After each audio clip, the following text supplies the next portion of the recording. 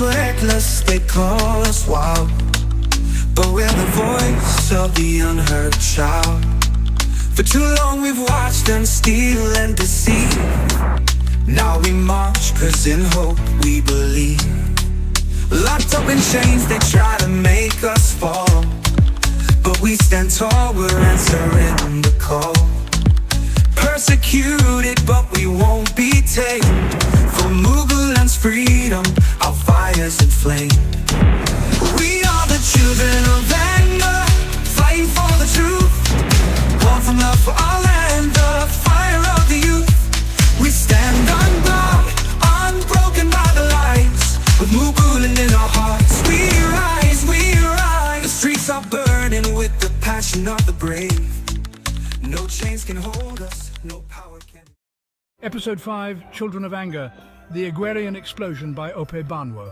The spark that had ignited the Igwerian movement was now spreading like wildfire across the entire nation. What had begun as a few passionate voices on social media had grown into a powerful nationwide movement that transcended traditional political boundaries. The Igwerians were no longer just a group of disaffected youths. They had become a force to be reckoned with, shaking the very foundations of Muguland's political establishment. In the northern regions of Muguland, where political activity had long been dominated by entrenched elites, the rise of the Igwerians took many by surprise. Traditionally conservative and resistant to change, the youth in these areas were galvanized by the message of transparency and justice that Paul Igwe represented. Small groups began to form in cities like Kahana, Kandana and Maiduguri, where young people who had never before been involved in politics were now meeting in secret, plotting ways to support the movement. One such group, calling themselves Awosa Youth for Change, started as a handful of university students who'd been inspired by the speeches they had seen online. Without any formal structure or funding, they began organizing rallies and distributing flyers, urging their peers to join the movement. Their efforts were fueled by a deep-seated frustration with the status quo, and their numbers grew rapidly. In a makeshift office in Kano, Ahmed, the leader of the group, spoke passionately to his fellow organizers. "We don't need money from anyone to make this happen. The power is in our hands, and if we all chip in, we can make sure the Igwerians are heard loud and clear in the north. Let's show them that we're not just sheep waiting to be led. We're the future of this country." The group set up a GoFundMe page on Twitter, where they began raising money from supporters all over the region. The response was overwhelming. Donations poured in from students, young professionals, and even a few sympathetic elders who had grown tired of the corruption that had plagued Muguland for decades.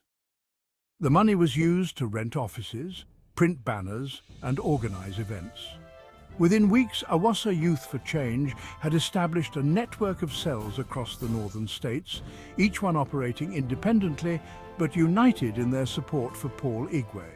In the southwestern part of Muguland, the movement took on a life of its own, driven by a group called Mugu Independence Matters. This group, made up of young professionals and activists, had been at the forefront of social justice causes for years. But the rise of the Igwerians gave them a new sense of purpose. The group's leader, Tade, was a lawyer by profession, but his passion lay in activism. He had been following Paul Igwe's career since his days as governor of Onitsha, and he saw in him a candidate who could finally bring the change that Muguland needed. Tade and his team didn't wait for instructions or funding from Paul. They took matters into their own hands. "Paul Igwe isn't just a candidate, he's a symbol of what we can achieve if we come together," Tade told his team during a strategy meeting. "We're not waiting for anyone to save us. We're going to build this movement ourselves." Mugu Independence Matters began by pooling their resources to rent and equip offices across 5 states in the southwest. They bought t-shirts, caps and other campaign materials, which they distributed to their members, but they didn't stop there. The group also donated 8 buildings to the movement, turning them into community hubs where people could come together, organize and plan their next steps. The group's efforts attracted hundreds of new members, many of whom had never been involved in politics before. They formed over 100 cell groups, each one operating independently but connected by a shared goal. The movement spread like wildfire through towns and cities, drawing in people from all walks of life who were eager to be part of something bigger than themselves. In the eastern regions of Muguland, where Paul Igwe's influence was already strong due to his roots in Onitsha, the movement exploded with an intensity that caught even the most seasoned politicians off guard. The youth, who had long been disenfranchised by a system that seemed designed to exclude them, saw in Paul a leader who could finally represent their interests. One of the most active groups in the East was Ope for Igwe, a grassroots organization that sprang up almost overnight. Led by Nkem, a fiery young entrepreneur, the group quickly became known for its bold and innovative strategies. Nkem, who had built a successful business from the ground up, applied the same entrepreneurial spirit to the movement, organizing fundraisers, rallies, and community outreach programs. Paul Igwe is one of us, Nkem would often say at their meetings. He understands what it means to struggle, to fight for what's right. We're not waiting for him to tell us what to do. We're going to make sure he has the support he needs to win this fight. The group's efforts were self-funded, with members contributing whatever they could. They organized fundraising dinners, sold merchandise, and even hosted online auctions to raise money for the movement. The funds were used to support their grassroots activities, from renting venues for rallies to printing campaign materials. The energy and enthusiasm were palpable, and it wasn't long before Ope for Igwe had established a strong presence across the eastern states. But as the Igwerian movement grew, not all who joined were motivated by a desire for change. In both the north and the east, a few unscrupulous individuals saw the movement's popularity as an opportunity for personal gain. These criminally minded people began to exploit the frenzy surrounding Paul Igwe's candidacy, setting up fake fundraising campaigns and collecting donations from unsuspecting supporters, only to disappear with the money. In one instance, a group in the north called Unity for Change claimed to be raising funds for the movement, only for the organizers to vanish after collecting a significant amount of money. The same thing happened in parts of the east, where a couple of fake groups took advantage of the enthusiasm of the Igwerians, collecting donations under false pretenses.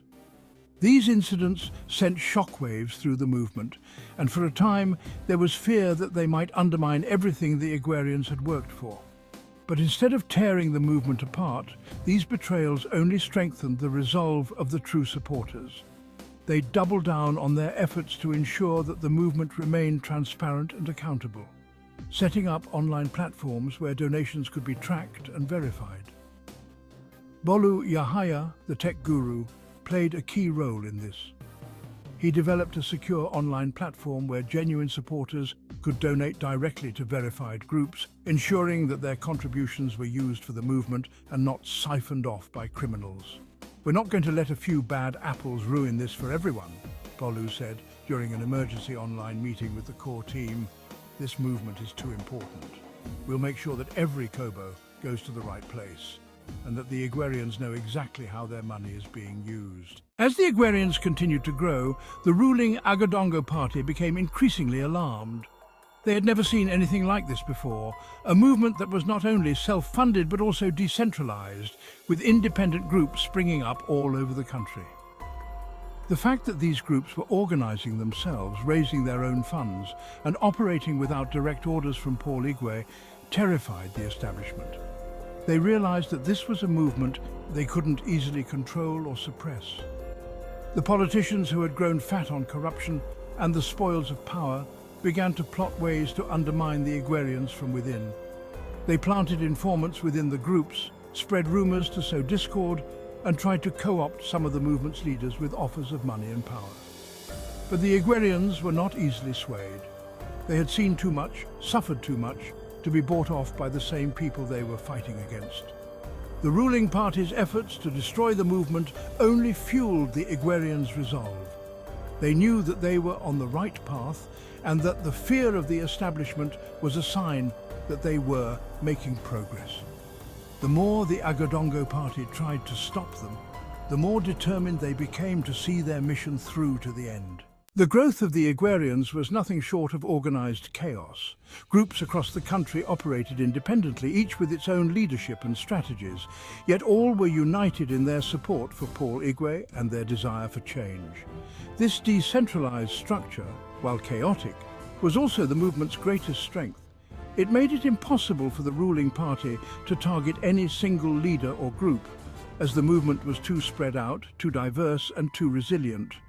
For the first time in Muguland's history, a political movement was being funded and driven by the people themselves, without any need for handouts or direction from the candidate they supported. The Igwerians had become a living, breathing force, driven by hope, anger, and an unshakable belief in the possibility of a better future. As the movement continued to grow, the ruling party's fear turned to desperation. They had underestimated the power of the people, and now they were scrambling to find a way to stop the tide that was rising against them. But the Igwerians were unstoppable. They were the voice of a new generation, a generation that was tired of waiting for change and was ready to make it happen on their own terms. And as they marched forward, their numbers growing with each passing day, they knew that they were on the cusp of something truly historic. The Igwerian explosion had begun, and there was no turning back.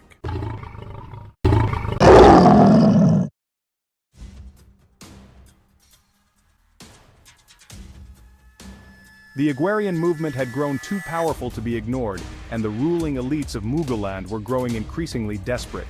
The movement's rapid expansion, its self-sufficiency, and its deep connection to the youth of the nation had shaken the foundations of the old guard. The Agadongo party, long accustomed to ruling unchallenged, now faced an opponent that was not only resilient, but seemingly unstoppable. Chief Bisola Elenian, a leading contender in the upcoming election, and a figure known for his ruthlessness, saw the writing on the wall. Nicknamed the Godfather, Chief Elenian had built his empire on a foundation of fear, loyalty, and an extensive network of loyalists, including street thugs who did his dirty work. He knew that if the Igwerians continued to gain momentum, his chances of securing the presidency would be severely threatened. Something had to be done, and it had to be done swiftly. The decision was made to target one of the movement's most visible and vocal leaders, Gabi Tollbearer. Gabi had become a household name after his involvement in the EndPolice protests, where his speeches and organizing efforts had inspired countless young people to join the cause. He was a natural target, a symbol of the movement's defiance and its determination to bring about change. The plan was simple: eliminate Gabi Tollbearer, and the movement would lose one of its most powerful voices. But Chief Elenian knew that simply arresting Segun wouldn't be enough. The charges needed to be serious, something that would not only discredit him, but also strike fear into the hearts of the Igwerians. It was a warm evening at Onidodo Beach, one of the few places where Gabi could escape the pressures of the movement and spend time with his wife and close friends. The beach was a popular spot in Alaye City, known for its serene views and relaxed atmosphere. On this night, Gabi was laughing, enjoying a rare moment of peace as the waves gently lapped at the shore. But unbeknownst to him, forces were at work to turn his world upside down. Morufu Ika, a notorious street enforcer and one of Chief Elenian's most trusted operatives, had been quietly observing Gabi for weeks.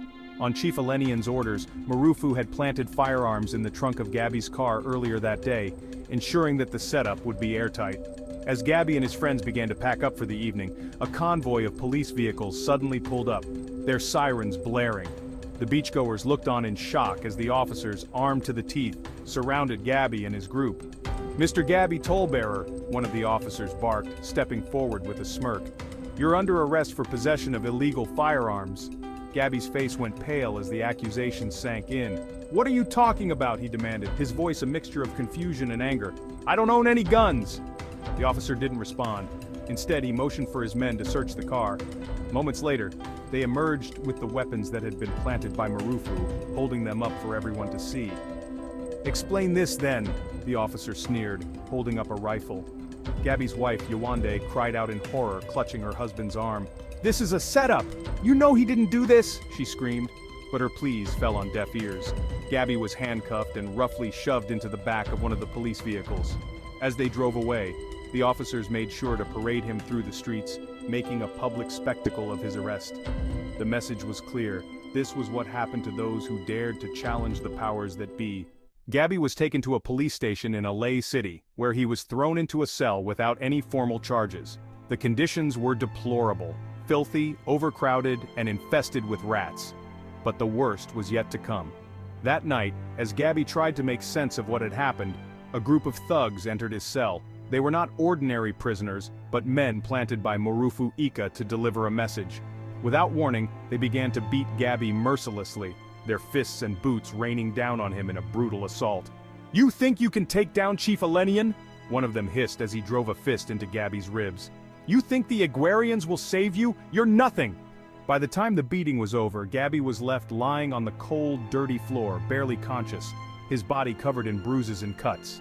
The pain was excruciating, but it was the realization that he was utterly alone, isolated from the movement he had fought so hard to build, that hurt the most. The following morning, Gabby was dragged out of his cell, barely able to stand.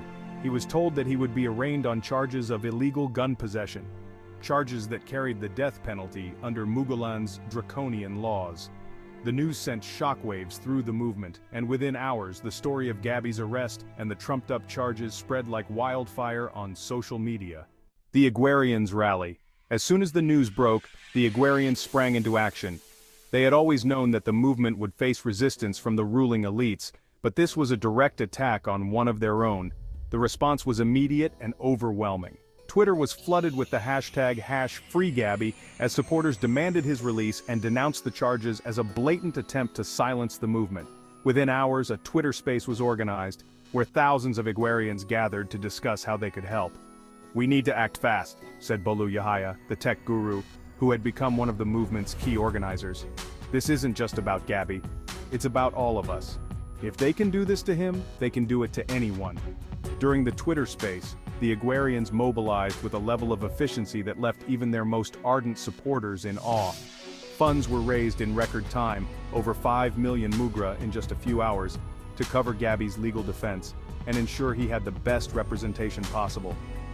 2 senior advocates of Muguland volunteered their services, and by nightfall, they were already at the police station, demanding to see their client. But the support didn't stop there. Igwerians from across the country began offering their services to keep Gabby's business running while he was incarcerated. From managing his social media accounts to handling logistics for his company, they stepped up in every way they could, determined to show that they would not abandon their own. "Gabby stood up for us," said Kemi, one of the movement's most vocal activists, during the Twitter space. "Now it's our turn to stand up for him. We're not going to let them break us." As the Igwerians continued to rally around Gabby, word of his plight reached the ears of Oba Orisa, one of the most respected traditional rulers in Alay City. The Oba was known for his wisdom and fairness, and his influence extended far beyond his kingdom. He had remained neutral in the political machinations of Muguland, but the injustice of Gabby's arrest moved him to act. Oba Orisa made a series of discreet phone calls, leveraging his considerable connections to intervene on Gabby's behalf. The Oba's involvement sent shockwaves through the ruling elite, who knew better than to cross him. Within days, the charges against Gabby were quietly dropped, and he was released from custody. When Gabby emerged from the police station, he was a shadow of his former self. His face was swollen, his body covered in bruises and cuts, and he could barely walk. But despite the physical toll, his spirit remained unbroken. He had survived the worst that the ruling elites could throw at him, and he knew that the experience had only strengthened his resolve. As soon as Gabby was released, the Igwerians wasted no time in showing their support. Hundreds of messages flooded his phone, offering words of encouragement and solidarity. The movement's members organized a welcome home rally, where Gabby, despite his injuries, addressed the crowd.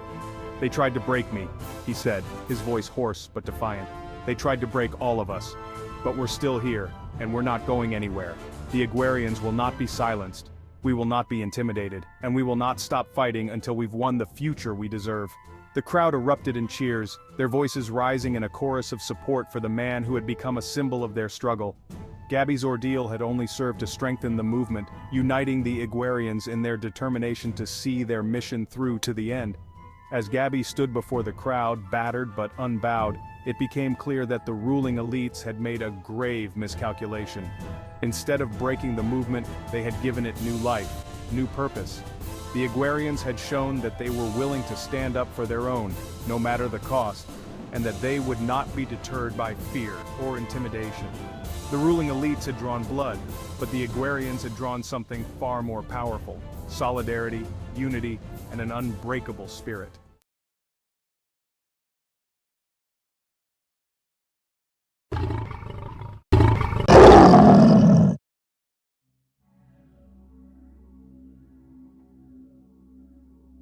Episode 7, the ruling elites, desperate to quash the growing influence of the Igwerians, realized that brute force alone would not be enough.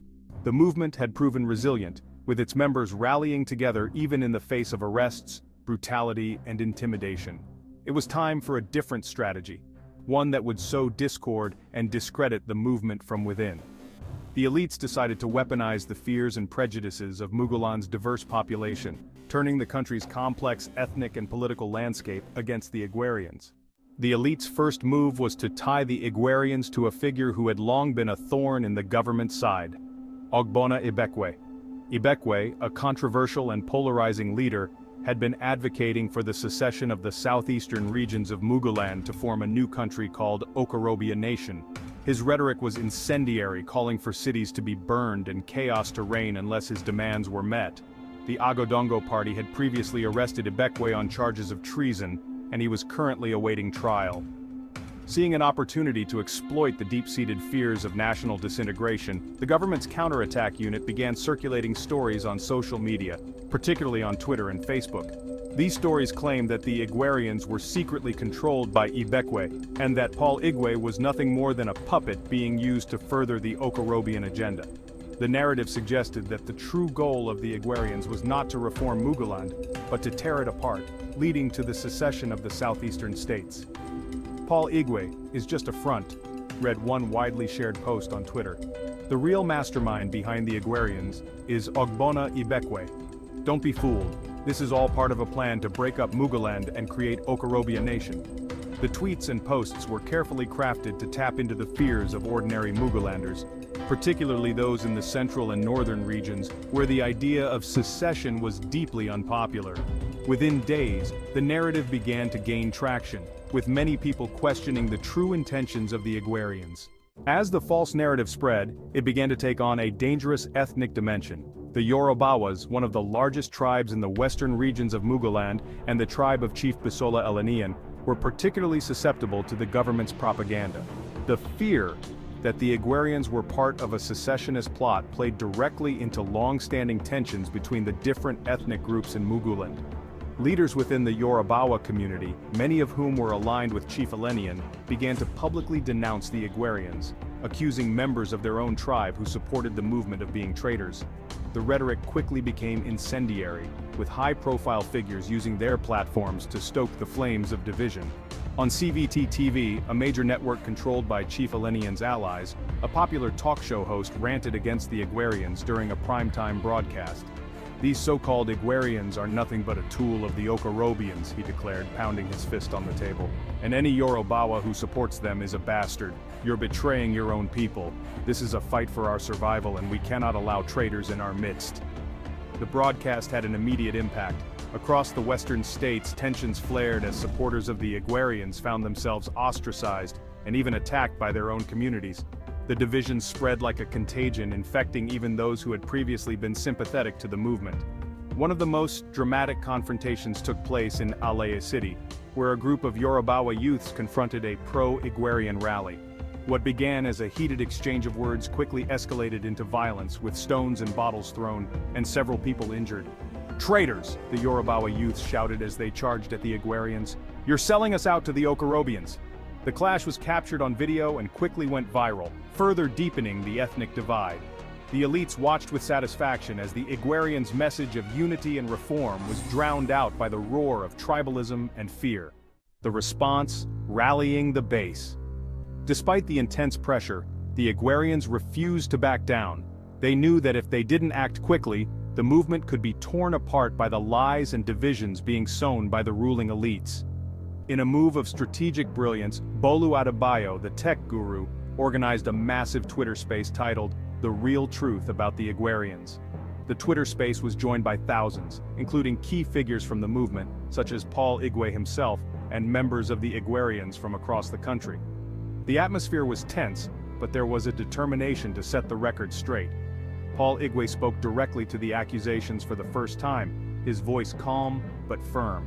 Let me be absolutely clear, the Igwerians have no connection to Ogbonna Ibekwe or any secessionist agenda.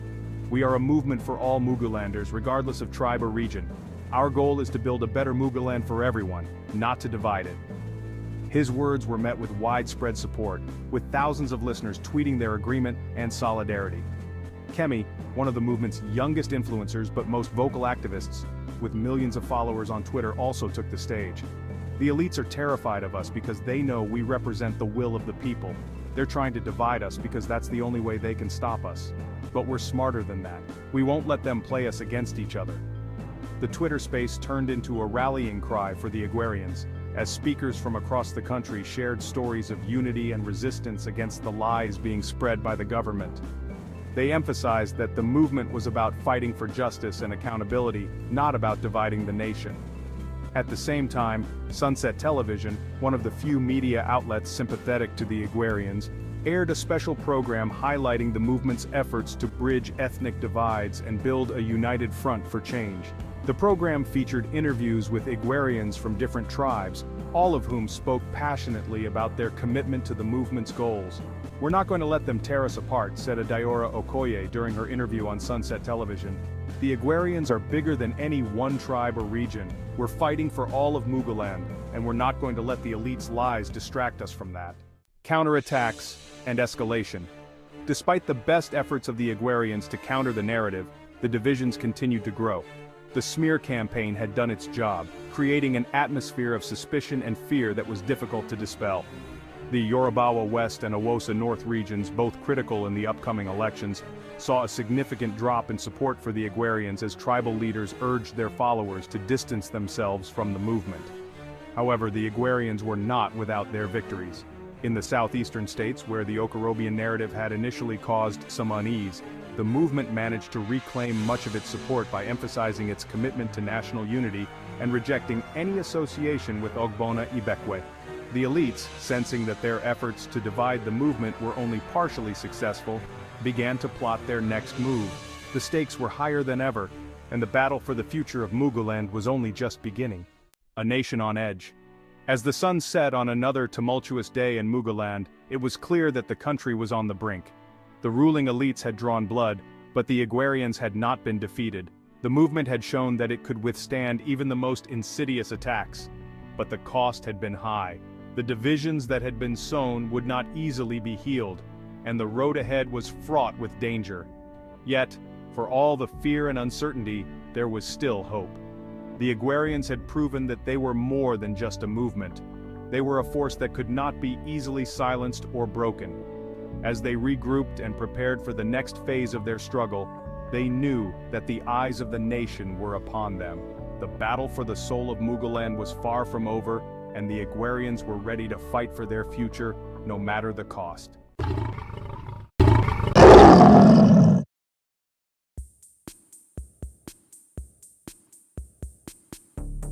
The Igwerian movement had grown exponentially, drawing in supporters from all walks of life, and had begun to solidify as a powerful force in Muguland's political landscape. However, not everyone who had been part of the broader struggle for change was on board with the direction the Igwerians were taking. The tension between the Igwerians and the original organizers of the EndPolice movement, known as the OG EndPolice leaders, had been simmering for months. These tensions finally came to a head in a series of explosive confrontations, both online and in the public sphere. The EndPolice movement had originally been a grassroots effort to protest against police brutality, particularly the abuses committed by the Special Anti-Robbery Squad, known as SARS. The protests had united young people across Muguland, cutting across tribal and political lines. However, as the movement evolved, so too did its goals and leadership. The Igwerians, inspired by the momentum of the EndPolice protests, had channeled that energy into a broader political movement, rallying around Paul Igwe as a candidate for president. This shift didn't sit well with some of the original EndPolice organizers, who felt that the movement was being co-opted for partisan purposes. Elega Oloyinbo, a prominent voice during the EndPolice protests and a self-proclaimed Twitter warrior, had been one of the most vocal critics of the Igwerians. Known for his sharp tongue and unapologetic stance on social justice issues, Eliga believed that the Igwerians were betraying the original purpose of the EndPolice movement. During a heated Twitter space titled EndPolice vs. Igwerians: The Real Agenda, Eliga didn't hold back. The EndPolice movement was about fighting against police brutality and systemic oppression, Eliga declared, his voice crackling with intensity. It was never about electing politicians or aligning ourselves with any political party. The Igwerians have twisted our cause into something it was never meant to be, a political tool for their so-called revolution. Esiri Sebisohun, another key figure in the original EndPolice protests, echoed Eliga's sentiments. The Igwerians are a mob, driven by a political agenda that has nothing to do with what we fought for, she said. They're turning our movement into a platform for partisan politics, and that's not what EndPolice was about. It's a betrayal, plain and simple. The accusation struck a nerve among the Igwerians, who had always prided themselves on being the inheritors of the EndPolice legacy. They saw themselves as the next evolution of the struggle, taking the fight from the streets to the highest levels of power. To them, the criticism from Eliga and Esiri was not only unfair but deeply hypocritical. The Igwerians were quick to respond, and the counterattack was brutal. Bolu Yahaya, the tech guru who had been instrumental in organizing the Igwerians' digital strategy, led the charge on Twitter. It's easy to criticize from the sidelines when you've sold out to the very people we're fighting against, Bolu tweeted, his words dripping with contempt. The OGs claim we're the ones politicizing the movement, but where were they when Chief Elenian started lining their pockets? Silence is complicity. The accusation sent shockwaves through the online community. Bolu and other Igwerians began digging into the past of some of the OG EndPolice leaders, unearthing evidence that suggested they had been receiving payments from various political figures, including top politicians like Chief Bisola Elenian, for social media services. To the Igwerians, this was nothing short of a betrayal. In a Twitter space organized by the Igwerians titled Exposing the Sellouts, the revelations were laid bare. Let's talk about the so-called leaders who have been bought off, Kemi, one of the movement's most vocal activists, said during the discussion. They were loud when it was convenient, but when the money started flowing, their voices went quiet. They accuse us of hijacking the movement, but they're the ones who sold it out. The Igwerians didn't just stop at Twitter, they took their message to the streets, organizing rallies where they called out the OG EndPolice leaders for what they saw as their hypocrisy and betrayal. Banners with slogans like EndPolice was just the beginning and Igwerians for true change were waved defiantly as speakers urged the crowd to reject the attempts to divide them. The accusations of betrayal were further complicated by the ethnic tensions that had been simmering since the smear campaign linking the Igwerians to the Okorobian secessionist movement. The OG EndPolice leaders, many of whom were from the Yorubawa tribe, began framing the Igwerians as an Eastern agenda. Eliga Oloyinbo was particularly vocal about this, using his platform to stir up tribal sentiments. The Igwerians are not about justice or change, he tweeted. They're about pushing an Eastern agenda, and they're using Paul Igwe as their frontman. Don't be fooled. This is tribalism, plain and simple. The rhetoric sparked a wave of backlash from Igwerians, who accused the OG EndPolice leaders of falling into the same tribal jingoism they had once condemned.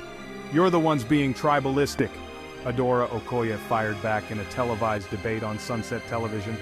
You're using our different tribes to divide us, just like the elites want. This isn't about the East or the West or the North. This is about all of Muguland. If you can't see that, then maybe it's you who's lost sight of what we're fighting for. The debate quickly became a flashpoint for the broader conflict between the Igwerians and the OG EndPolice leaders. On Sunset Television, the hosts allowed the movement's leaders to make their case, giving airtime to their arguments that the OGs had lost their way and were now serving the interests of the very elites they once opposed. On the other side, CVT-TV, the network aligned with Chief Elenian, painted a very different picture. In a special segment titled The Truth Behind the Igwerians, the network echoed the accusations of the OG EndPolice leaders, framing the Igwerians as a dangerous tribalistic mob that had strayed far from the original goals of the EndPolice protests. These Igwerians are nothing but opportunists, one of the CVT TV hosts declared. They've hijacked a noble cause and turned it into a political machine. And let's not forget who's pulling the strings, Ogbonna Ibekwe, the secessionist leader. This isn't about change, it's about power, and they'll destroy Muguland to get it. The segment was widely shared and debated. further polarizing the country and deepening the rift between the Igwerians and the OG EndPolice leaders. The fallout from the conflict was immediate and intense. The OG EndPolice leaders, feeling the pressure from both the Igwerians and the ruling elites, found themselves increasingly isolated. Their attempts to distance themselves from the Igwerians were seen by many as a betrayal, and their influence began to wane. Meanwhile, the Igwerians, though battered by the attacks, emerged stronger and more unified. They had weathered the storm, but at a cost. The movement was now clearly distinct from the original EndPolice protests, with its own goals, leadership, and direction. The break from the OG EndPolice leaders was complete, and the Igwerians were determined to prove that they were the true heirs to the fight for justice and change in Muguland. As the dust settled, one thing was clear: the Igwerians were no longer just a movement. They were a force unto themselves, unshackled by the past and ready to forge their own path forward. The ruling elites had succeeded in driving a wedge between the Igwerians and the original EndPolice organizers, but in doing so, they had only created a more determined and focused opponent. The battle for the future of Muguland was far from over, and the Igwerians, now fully aware of the challenges they faced, were ready to take it to the next level.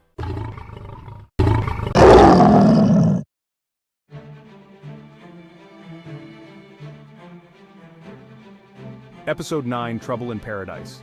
The Igwerian movement had grown rapidly, drawing supporters from every corner of Muguland. With such rapid expansion, however, came the inevitable challenges of maintaining unity and direction. The movement, once characterized by its grassroots spontaneity and decentralized leadership, was now facing its first major internal crisis. What had begun as a unified effort to elect Paul Igwe was beginning to fracture under the weight of ambition, power struggles, and greed. The formation of the Igwerians coalition. It started innocuously enough. A group of influential Igwerians leaders, each with a large following, came together to form what they called the Igwerians Coalition. The idea was simple: by uniting under one banner, they could present a more organized and powerful front in their advocacy for Paul Igwe. The coalition claimed that this would streamline efforts, prevent duplication of resources, and give the movement more clout in the political arena. However, the coalition also came with a price, literally. They announced that any group wishing to join the coalition would have to pay a membership fee of 500,000 mugra. The money, they argued, was necessary to fund the coalition's operations, including organizing events, creating promotional materials, and running social media campaigns. They also made it clear that any Igwerian group that did not join the coalition would not be recognized as an official part of the movement. The announcement sparked immediate controversy. While some groups were willing to pay the fee, seeing it as a necessary investment in the movement's success, others were outraged. They argued that the very essence of the Igwerians was that it was a people-powered movement, not beholden to any centralized authority or fees. To them, the coalition's demands represented everything they were fighting against: elitism, exclusion, and the monetization of political activism. Internal strife and backlash. One of the most vocal opponents of the coalition was the leader of a prominent Igwerian group called Naija Must Be Free, led by Prince Wankoko. Wankoko, who had been one of the early adopters of the Igwerian cause, had poured his own money into creating a free mobile app that disseminated information about Paul Igwe's campaign, organized events, and kept supporters informed about upcoming activities. He saw the coalition's demands as a betrayal of the movement's principles. "I didn't join this movement to pay my way in," Wankoko said during a fiery Twitter Space debate. "We're here because we believe in Paul Igwe and the change he represents. Now you want to charge us 500,000 mugra just to be recognized? That's not the Igwerian spirit, that's extortion." The response from the coalition was swift and brutal. They banded together to discredit Wankoko, launching a coordinated attack on Twitter and other social media platforms. Coalition members accused him of being a mole for Chief Bisola Elenian, the powerful Yorubawa politician who had long been an enemy of the Igwerians. "He's nothing but an Elenian stooge," tweeted one prominent coalition member at Igwe4Change. "He's trying to divide us from within because he can't stand to see the Igwerians united. Don't be fooled by his fake Naija Must Be Free rhetoric. He's just another pawn in the Godfather's game." The attacks quickly gained momentum, with coalition supporters piling on. They claimed that Wankoko's refusal to join the coalition was proof that he was working against the movement, and they called on all Igwerians to reject his mobile app. accusing it of illegally mining user data. "Don't download the app," warned at True Igwerian. "It's been compromised. Wankoko is using it to steal your data and sell it to the highest bidder. Report it to Google and protect yourselves." The smear campaign was devastatingly effective. Within days, the app, which had been gaining popularity among Igwerians, was inundated with complaints. Over 100,000 reports were filed with Google, claiming the app was unsafe. Despite there being no evidence to support these claims, the sheer volume of complaints forced Google to shut it down, effectively silencing one of the movement's most valuable tools. Feeling betrayed and isolated, Prince Wankoko took his grievances directly to Paul Igwe. In an open letter posted on social media, Wankoko pleaded with the Igwerian leader to intervene. "Dear Paul," the letter began, "I have dedicated my time, resources and passion to supporting your candidacy because I believe in the change you represent. But now, I find myself under attack, not from our common enemies, but from within our own ranks. The Igwerians coalition has sought to extort money from us, and when we refused, they have done everything in their power to destroy our efforts. I beg you, as the leader of this movement, to step in and restore order. We cannot allow greed and ambition to tear us apart." The letter struck a chord with many within the movement, who were disturbed by the internal strife and the heavy-handed tactics of the coalition. However, to their dismay, Paul Igwe and his campaign team chose to remain silent. Publicly, they maintained an air of neutrality, refusing to take sides in what they portrayed as a minor internal disagreement. In private, however, the campaign team debated the issue extensively. Some advisors argued that Igwe should distance himself from the coalition's tactics to avoid alienating his grassroots base. Others insisted that staying out of the fray was the safest course of action, as intervening might create deeper rifts within the movement. Ultimately, Paul Igwe decided not to involve himself directly. He hoped that by staying above the conflict, he could avoid alienating any faction within the movement. But this decision only served to deepen the resentment among those who felt victimized by the coalition. The Agadongo People's Party and Chief Elenian supporters wasted no time in exploiting the growing divisions within the Igwerians. They launched a campaign of their own, gleefully pointing to the internal strife as evidence that the Igwerians were not the united, principled movement they claimed to be. They talk about change and justice, but look at them. They're already tearing each other apart over money, sneered a commentator on CVT TV during a segment titled, "The True Face of the Igwerians." "These so-called reformers are just like the rest," added another panelist. "They're driven by greed and power, and they're no different from the elites they claim to oppose. This proves what we've been saying all along. Most of these Igwerians are in it for the money, not for Muguland." The segment was widely shared, and the narrative began to take hold among the broader population. The Igwerians, who had once been seen as a beacon of hope and integrity, were now being painted as just another group of opportunists, driven by self-interest rather than a genuine desire for change. The fallout from the conflict was severe. The movement, which had prided itself on its inclusivity and grassroots nature, was now fractured. Many smaller Igwerian groups, disillusioned by the coalition's actions and Paul Igwe's refusal to intervene, began to splinter off, choosing to continue their advocacy independently. The Naija Must Be Free group, despite the attacks, continued its work, but without the app and with a significantly reduced online presence. For the first time since its inception, the Igwerian movement seemed vulnerable, not because of external threats, but because of internal discord. The ruling elites, watching from the sidelines, could hardly contain their glee. The once unified front of the Igwerians was now riddled with cracks, and those cracks were growing wider by the day. But even as the movement stumbled, the core of its supporters remained committed. They knew that the fight for Muguland's future was far from over, and that despite the setbacks, the Igwerians still had a crucial role to play in the upcoming elections. The question was whether they could overcome their internal divisions in time to make a difference. As the movement regrouped, one thing became clear. The road to change was going to be far more difficult and treacherous than anyone had anticipated. The Igwerians had drawn blood, but now, they had to figure out how to heal their own wounds before they could hope to heal the nation.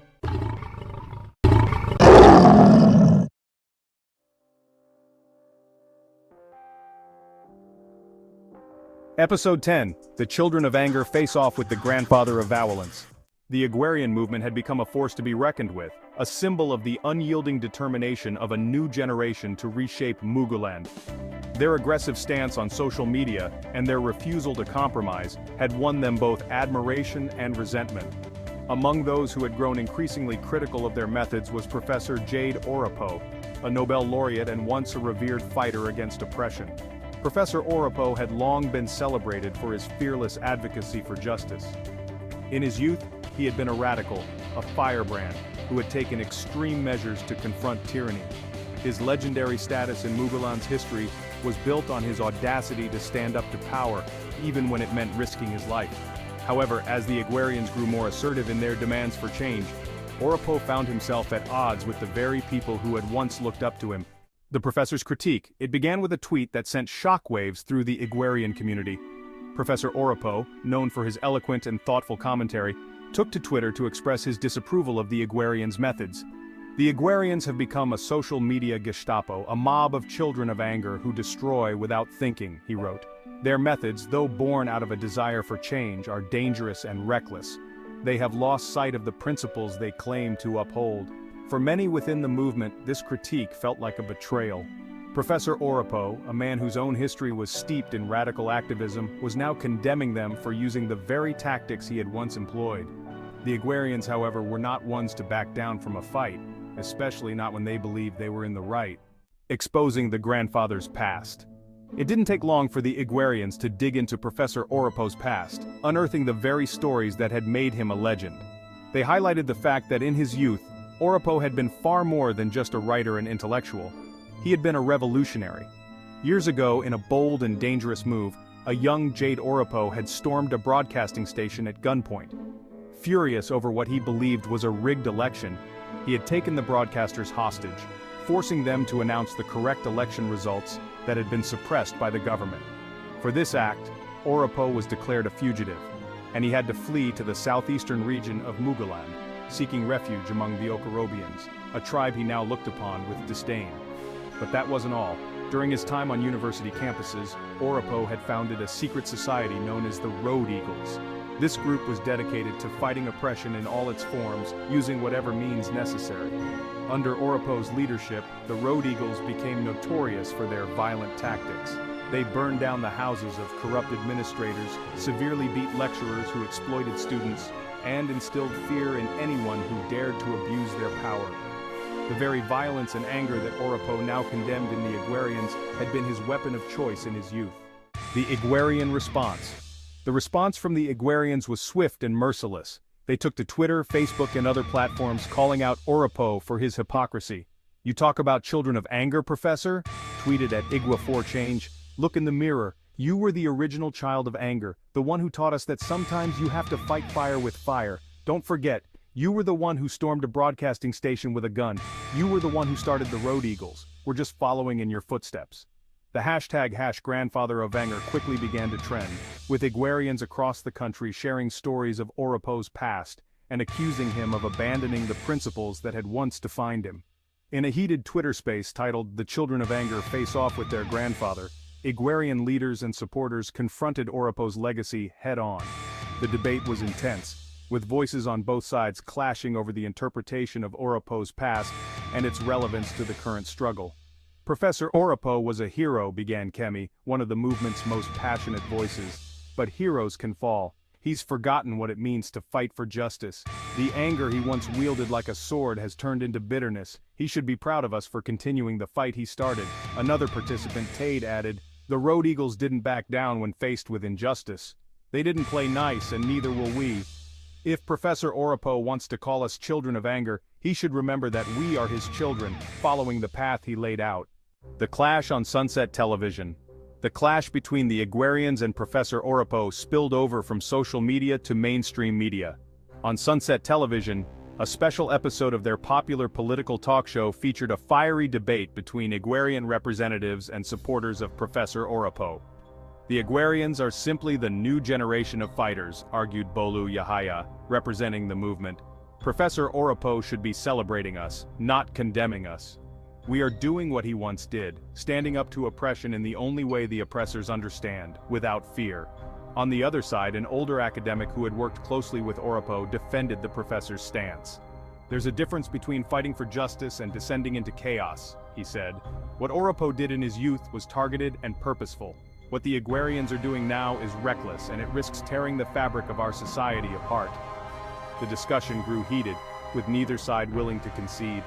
The tension in the studio was palpable, and the debate was mirrored across the nation, with households, cafes, and offices buzzing with arguments about who was right. The old guard who preached caution and wisdom, or the new generation who demanded immediate and uncompromising action. The aftermath. The clash between the Igwerians and Professor Oropo marked a turning point in the movement's relationship with the older generation of activists. The debate had exposed the deep rift between those who had once fought for change and those who were now leading the charge. For the Igwerians, the fight with Oropo was not just about defending their methods, it was about asserting their right to define their own struggle, even if it meant challenging the very people who had inspired them. Professor Oropo, for his part, was deeply affected by the backlash. In a follow-up interview with The Observer, he reflected on the controversy. "I have always believed in the power of anger to fuel change," Oropo said, "but anger, unchecked, can also destroy. My concern for the Igwerians is that in their zeal, they may lose sight of the justice they seek. I fought with anger in my youth, yes, but I also learned the value of restraint. I only hope they do the same before it's too late." But the Igwerians were undeterred. For them, the clash with Professor Oropo had only reinforced their belief that their fight was necessary and that they were on the right side of history. They knew that their methods would continue to draw criticism, but they also knew that they could not afford to be anything less than relentless. As the dust settled, the Igwerians stood firm, ready to continue their battle for the soul of Muguland, even if it meant facing off against the very icons who had once led the way.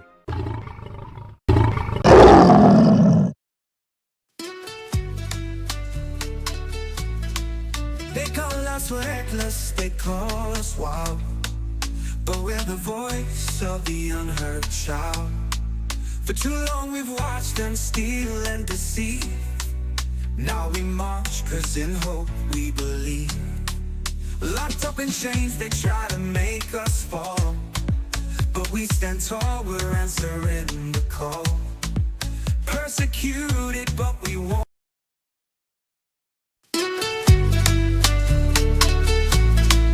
They call us reckless, they call us wild, but we're the voice of the unheard child. For too long we've watched them steal and deceive. Now we march, 'cause in hope we believe.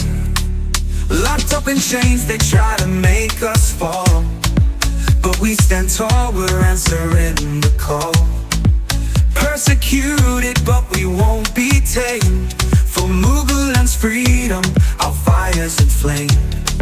We are the children of anger, fighting for the truth. Born from love for our land, the fire of the youth. We stand unbowed, unbroken by the lies. With Muguland in our hearts, we rise, we rise. The streets are burning with the passion of the brave. No chains can hold us, no power can enslave. They say we're rebels, but we know we're right. Corruption crumbles when we unite. On social media, in the open streets, our voices thunder, refusing defeat. They throw us in cells, accuse us of treason, but we keep fighting, for we are the reason. We are the children of anger, fighting for the truth. Born from love for our land, the fire of the youth. We stand unbowed, unbroken by the lights. With Muguland in our hearts, we rise, we rise.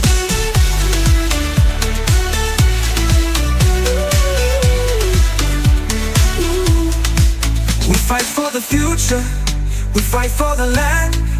With hearts full of fire, we make our stand. They can't break our spirits, they can't make us fall. In the name of Muguland, we answer the call. We are the children of anger, fighting for the truth. Born from love for our land, the fire of the youth. We stand unbound, unbroken by the lights. With Muguland in our hearts, we rise, we rise. We are the anger, we are the flame. For the love of Muguland, we're fighting her name.